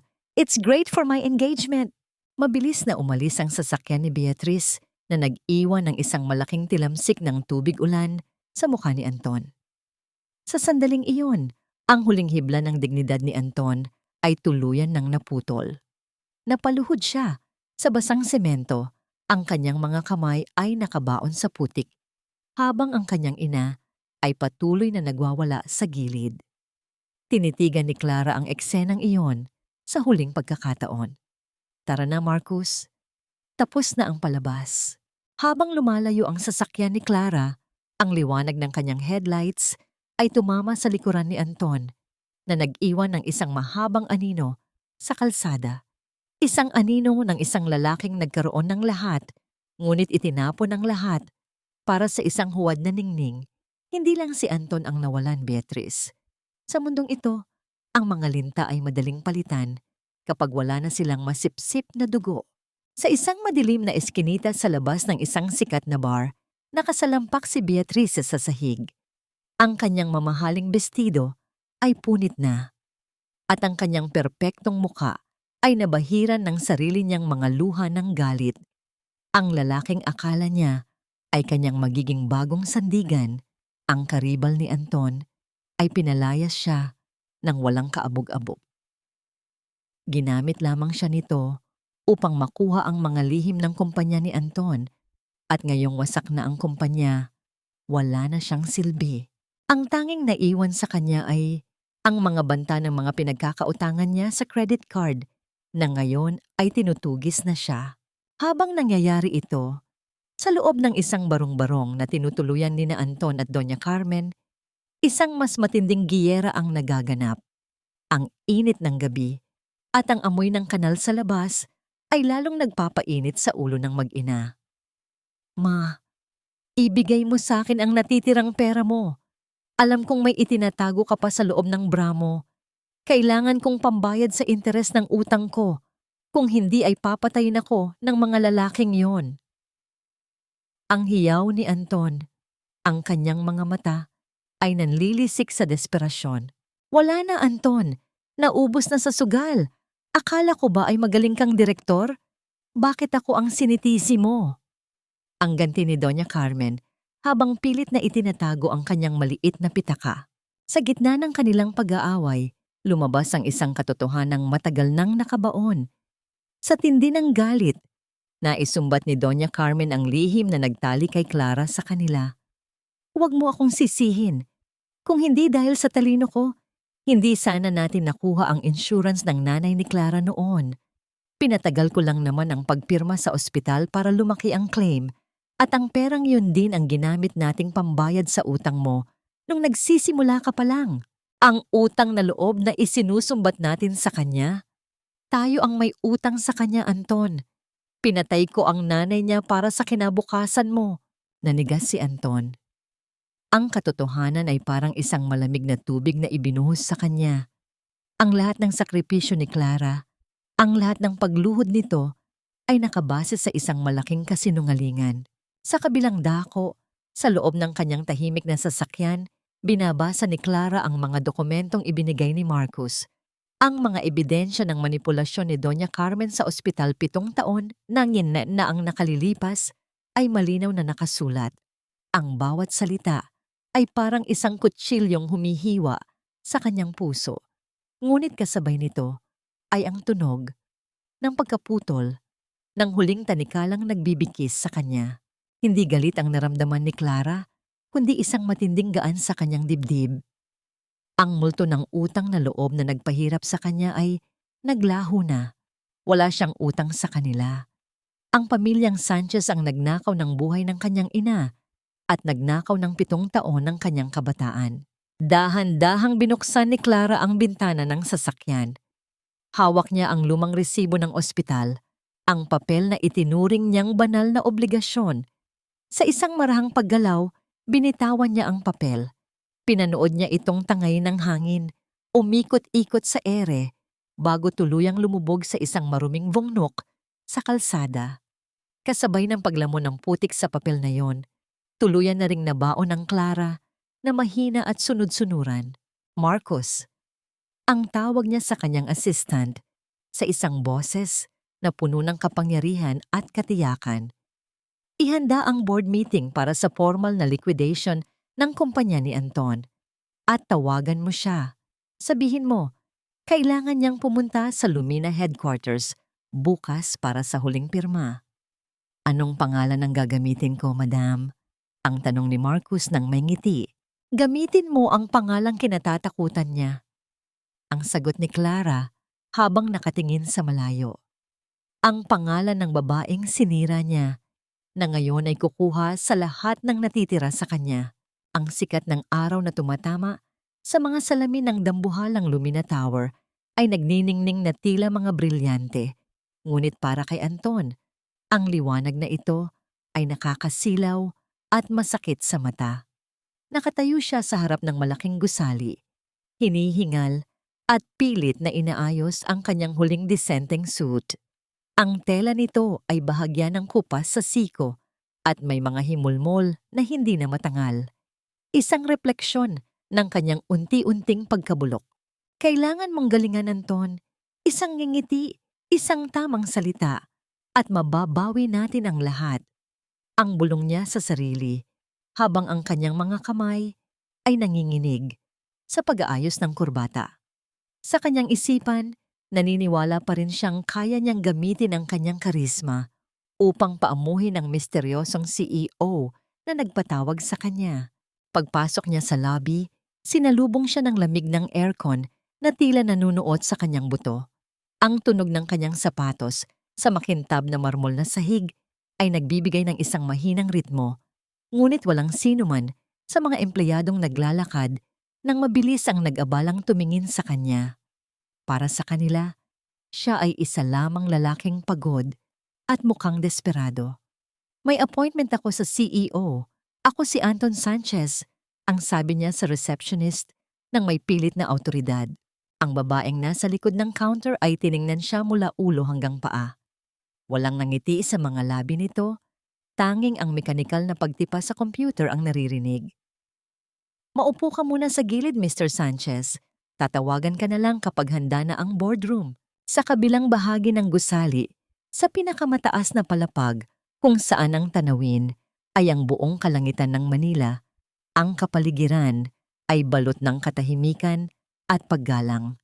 Nakatayo si Clara sa harap ng isang dambuhalang salamin sa kanyang pribadong suite. Sa tabi niya, ang mga dalubhasang stylist ay maingat na inaayos ang bawat detalye ng kanyang hitsura. Ang kanyang suot na vest suit na kulay puti ay tila hinulma mula sa pinakamalinis na ulap.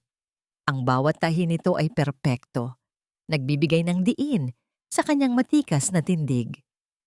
Ang kanyang maikling buhok ay nakastyle ng maayos, naglalantad sa kanyang matalinong mukha at matitapang na mata. Wala siyang suot na dambuhalang hiyas o kumikinang na ginto. Sa halip, ang tanging palamuti sa kanyang dibdib ay isang maliit at simpleng gimkayaw na hugis bunga ng trigo. Madam, handa na po ang lahat. Ang mahinang ulat ni Marcos habang iniaabot ang isang itim na folder. Nasa ibaba na siya. Kanina pa siya naghihintay.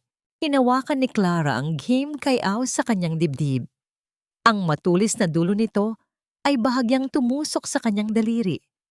Isang paalala ng bawat hirap, bawat puyat, at bawat butil ng harinang naging saksi sa kanyang pagtitiis. Ang bango ng kanyang mamahaling pabango ay humahalo sa gunita ng amoy ng hurno, isang nakaraan na hindi niya ikinakahiya, kundi ginagawa niyang sandigan. Hayaan mo siyang maghintay ng mas matagal, Marcos, ang utos ni Clara. Ang kanyang boses ay walang galit, kasing kalmado ng dagat bago ang isang dambuhalang tsunami. Gusto kong maramdaman niya ang bawat minutong dumadaan ng walang katiyakan. Gusto kong maramdaman niya ang bigat ng katahimikan. Dahan-dahang lumakad si Clara papunta sa bintana. Mula sa itaas, ang mga sasakyan sa ibaba ay mukhang mga langgam. Naisip niya ang kanyang ina. Naisip niya ang 7 taon ng kanyang panunupil. Ang bawat hakbang niya patungo sa boardroom ay tila isang martsa ng katarungan. Ang bawat tunog ng kanyang takong sa matigas na sahig ay nagbibigay ng seryosong babala sa sinumang humarang sa kanyang landas. Habang naglalakad sa mahabang pasilyo, ang lahat ng mga empleyadong nadadaanan niya ay tumitigil at yumuyuko ng may malalim na paggalang. Hindi nila nakikita ang tindera ng pandesal. Ang nakikita nila ay ang reyna ng Lumina Foods, ang babaeng may hawak ng libu-libong buhay sa kanyang mga kamay. Samantala, sa loob ng malawak at malamig na conference room, si Anton ay hindi mapakali. Ang bawat patak ng pawis sa kanyang noo ay tila naging isang malaking pasanin. Uminom siya ng tubig, ngunit ang kanyang lalamunan ay nananatiling tuyot. Ang katahimikan ng silid ay binabasag lamang ng mahinang huni ng aircon. Biglang narinig ni Anton ang tunog ng pag-urong ng trangka ng dambuhalang pintong nara. Ang kanyang puso ay tila tatalon palabas sa kanyang dibdib. Tumayo siya ng tuwid, pilit na isinuot ang kanyang pinakamapang-akit na ngiti at inihanda ang kanyang kamay para sa isang pakikipagkamay. Ang pinto ay dahan-dahang bumukas at ang liwanag mula sa pasilyo ay pumasok sa loob ng silid na nagdulot ng isang dambuhalang anino sa sahig. Isang babaeng nakaputi ang pumasok. Ang bawat hakbang ay may awtoridad na tila yayanig sa buong gusali. Anton ninedread ang sandaling ito, ngunit kasabay nito ay ang huling pag-asa ng isang nalulunod. Ang kanyang paningin ay nanatiling nakatuon sa paanan ng babae. Unti-unting tumataas, patungo sa mukha ng taong magdedesisyon kung siya ba ay mabubuhay o tuluyang mamamatay sa kahihiyan. Ang nangiti sa mga labi ni Anton ay unti-unting naglaho, pinalitan ng isang ekspresyong tila nakakita ng isang multo sa gitna ng katanghalian. Ang kanyang kamay na kanina pa nakalahad para sa isang pakikipagkamay ay nanatiling nakabitin sa hangin, nanginginig at tila nawalan ng silbi. Ang liwanag mula sa malaking bintana sa likuran ni Clara ay nagbibigay sa kanya ng isang anyong tila nagmula sa kabilang mundo. Maningning, malakas, at hindi maabot. Clara, anong ginagawa mo rito? Ang nauutal na tanong ni Anton. Ang kanyang boses ay nanginginig, puno ng kalituhan at isang uri ng takot na hindi niya maipaliwanag. Paano ka nakapasok dito? Guard! May intruder dito! Isang tindirang hihingi lang ng limos ang nakapasok sa boardroom. Isang malalim at seryosong katahimikan ang namayani sa silid. Si Marcus, na nakatayo sa tabi ni Clara, ay humakbang pasulong. Ang tunog ng kanyang mga hakbang sa alpombra ay tila isang babala. Mr. Sanchez, mawalang galang na sa inyong kawalan ng respeto. Ang babaeng nasa harap mo ay hindi intruder. Ang kinakausap mo ay ang nag-iisang founder at CEO ng Lumina Foods, si Madam Clara. Ang mga salitang iyon ay tila mga dambuhalang kidlat na tumama sa bungo ni Anton. Pakiramdam niya ay biglang nawala ang lupa sa ilalim ng kanyang mga paa. Ang bawat imahe ng kanyang nakaraan ay mabilis na dumaan sa kanyang isipan. Ang bawat pagkakataong tinawag niya itong walang kwenta. Ang bawat umaga na pinandidirihan niya ang amoy ng harina sa balat nito. At ang gabing itinapon niya ito sa kalsada sa gitna ng ulan. Hindi maaari ito. Ang bulong ni Anton. Ang kanyang mga mata ay naniningkit habang pilit na kinikilala ang babaeng nasa harap niya. Clara, seryoso ba ito? 7 taon kang nagluluto ng pandesal. 7 taon kang amoy pampaalsa. Paano? Paano ka naging CEO ng dambuhalang kumpanyang ito? Dahan-dahang naupo si Clara sa gitna ng mahabang lamesang gawa sa kristal at nara. Hindi siya tumingin kay Anton ng direkta. Sa halip, binuksan niya ang itim na folders sa kanyang harap. Ang tunog ng paglipat ng mga pahina ng papel ay tila bawat tibok ng orasan na nagbibilang ng katapusan ni Anton. 7 taon akong nanahimik, Anton, dahil naniwala ako na ang pag-ibig ay sapat na para protektahan ang iyong marupok na ego. Ang boses ni Clara ay malamig, walang emosyon, at may bigat ng isang formal na hatol.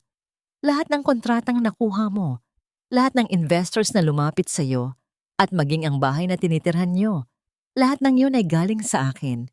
Ako ang anonymous investor na 7 taon mong sinasamba. Ako ang nagbigay sa iyo ng lahat dahil akala ko ay karapat-dapat ka. Napaupo si Anton sa upuan sa tapat ni Clara.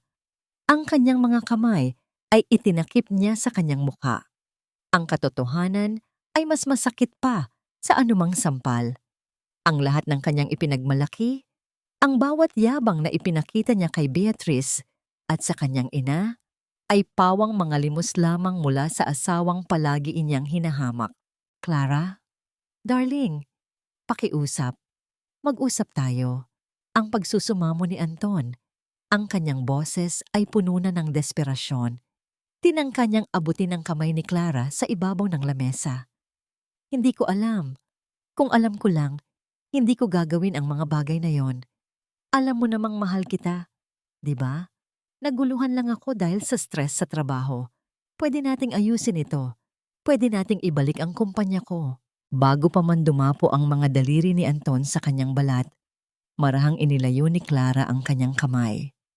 Ang pagkilos na yon ay simple, ngunit ito ang pinakamalinaw na pader na itinayo niya sa pagitan nila. Wala na tayong pag-uusapan, Anton. Ang kumpanya mo ay tapos na. Ang bahay niyo ay kinuha na ng batas. At ang utang na loob na palagi niyo isinusumbat sa akin, kasama na yung nabaon sa putik ng ulan nung gabing pinalayas niyo ako. Ibinigay ni Marcus ang isang mamahaling panulat kay Clara. Sa isang mabilis at matikas na paggalaw, nilagdaan ni Clara ang huling pahina ng liquidation papers. Ang tunog ng paggasgas ng panulat sa papel ay tila ang tunog ng huling hininga ng karera ni Anton. Tapos na tayo, Anton, ang huling sabi ni Clara bago tumayo.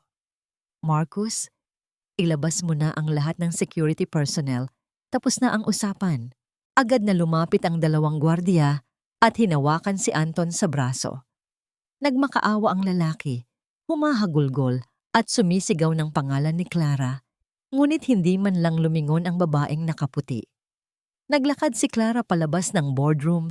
Ang bawat hakbang niya ay puno ng dignidad.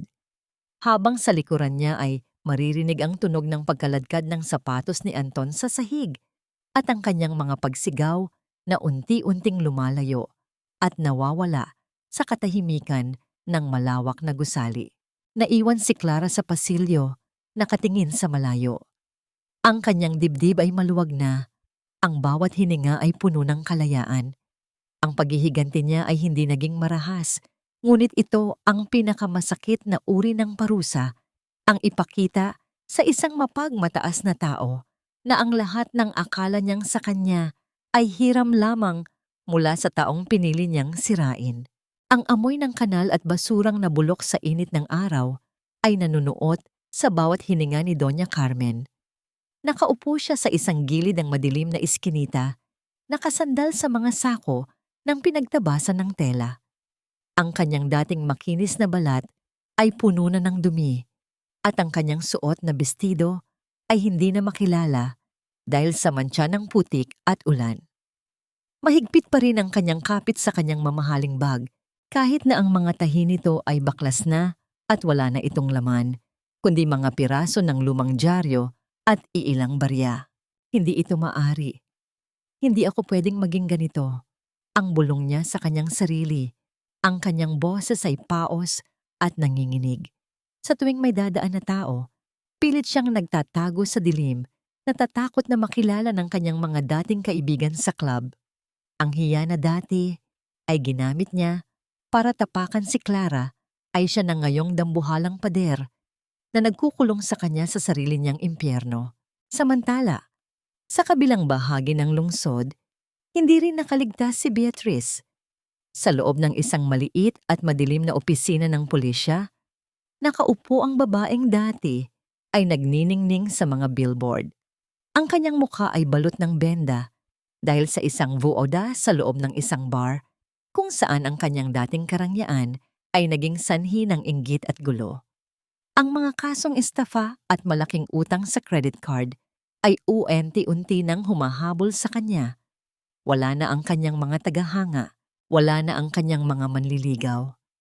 Ang huling lalaking pinagtaguan niya ay siya pang nagsumbong sa kanya sa mga awtoridad matapos siyang pagnakawan nito ng natitira niyang hiyas.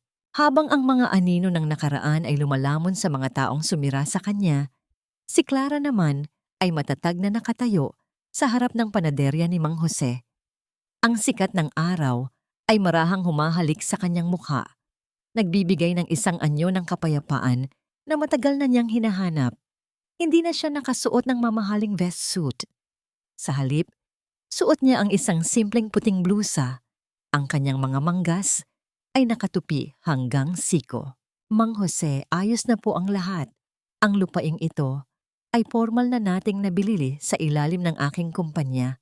Ang wika ni Clara habang iniaabot ang isang baso ng tubig sa matanda.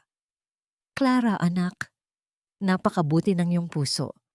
Matapos ang lahat ng ginawa nila sa'yo, pinili mo pa ring bumalik dito sa pinagmulan mo. Ang nakangiting sagot ni Mang Jose, ang kanyang mga mata ay nagniningning sa kagalakan. Dito ako natuto ng tunay na halaga ng paggawa, Mang Jose. At hindi ko hahayaang mawala ang lugar na ito. Gagawin nating sentro ito para sa mga kababaihang nawalan ng pag-asa. Isang pundasyon na tutulong sa kanila upang muling makatayo gamit ang sarili nilang mga kamay. Ang paliwanag ni Clara. Pumasok si Clara sa loob ng maliit na kusina ng panaderya. Hinawakan niya ang kahoy na lamesang pinagmasahan niya ng harina sa loob ng 7 taon. Ang bawat ukit at gasgas sa lamesang yon ay tila mga linya ng kanyang sariling palad, puno ng kwento ng pagtitiis at tagumpay. Kinuha niya ang isang dakok na harina at marahang naramdaman ang kinis nito sa kanyang mga daliri. Hindi na ito amoy ng paghihirap para sa kanya. Ito na ang amoy ng kanyang kalayaan. Sa labas, nagsisimula nang dumating ang mga manggagawa upang simulan ang rehabilitasyon ng gusali. Sa utos ni Clara, ang unang gagawin ay ang pagpapalit ng luma at kinakalawang na karatula. Ang bagong pangalan ng pundasyon ay magsisilbing paalala sa lahat na ang bawat pagbagsak ay simula lamang ng isang mas matayog na paglipad. Naramdaman ni Clara ang pag-vibrate ng kanyang telepono. Isang mensahe mula kay Marcos. Madam, Nakahanda na ang huling bahagi ng ating kampanya. Bukas ng gabi, ang buong Manila ay makikita ang iyong muka. Handa na ba kayo? Isang banayad na ngiti ang sumilay sa mga labi ni Clara. Handa na ako, Marcus. Panahon na para ipakita sa kanila na ang ginto ay mas lalong kuminang matapos itong dumaan sa matinding apoy. Lumingon siya sa labas, kung saan ang langit ay unti-unting nagiging kulay ube at kahel. Ang bagyo ay tuluyan ng lumipas. Wala nang hinala, wala nang takot, at wala nang utang na loob. Ang tanging natitira ay si Clara, ang babaeng nagmahal, nadurog, at muling nabuo ng mas matatag kaysa noon. Ang gabi sa gitna ng abalang kalsada ng Maynila ay punong-puno ng ingay ng mga sasakyang nagmamadali at ang nakakasilaw na kislap ng mga makukulay na ilaw. Ngunit sa gitna ng lahat ng ito, may isang aninong halos hindi mapansin ng mga dumadaan. Si Anton.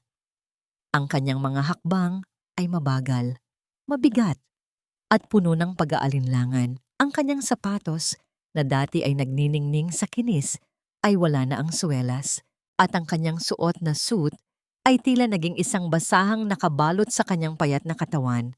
Ang gutom ay tila isang malupit na hayop na kumakagat sa kanyang sikmura. Habang naglalakad, dumaan siya sa tapat ng isang maliit na panaderya sa kanto. Ang mainit na singaw ng bagong lutong pandesal ay humahalimuyak sa hangin, tila isang pang-aakit na hindi niya matanggihan. Huminto si Anton, pumikit ng mariin, at huminga ng malalim. Sa isang sandali, bumalik siya sa nakaraan. Sa mga umagang inihahanda ni Clara, ang tinapay para sa kanya nang may labis na pag-aaruga. Ang amoy na dati ay tinawag niyang mababa ang uri, ay siya na palang amoy ng langit na itinapon niya sa impyerno. Pakiusap. Kahit isang piraso lang, gutom na ako. Ang pagsusumamo ni Anton sa tindera habang nakadikit ang kanyang maruming muka sa salamin ng etalye. Umalis ka rito. Nakakasira ka ng gana ng mga customer. Amoy kanal ka. Lumayo ka. Ang sigaw ng tindera habang winawalis ang harapan ng tindahan. Ang alikabok na nagmula sa walis ay tumama sa mukha ni Anton. Tila isang huling insulto sa kanyang pagkatao. Nagpatuloy sa paglakad si Anton hanggang sa makarating siya sa gitna ng isang malawak na plaza, kung saan ang lahat ng dambuhalang billboard ay nakatuon sa isang malaking gusali. Biglang tumigil ang lahat.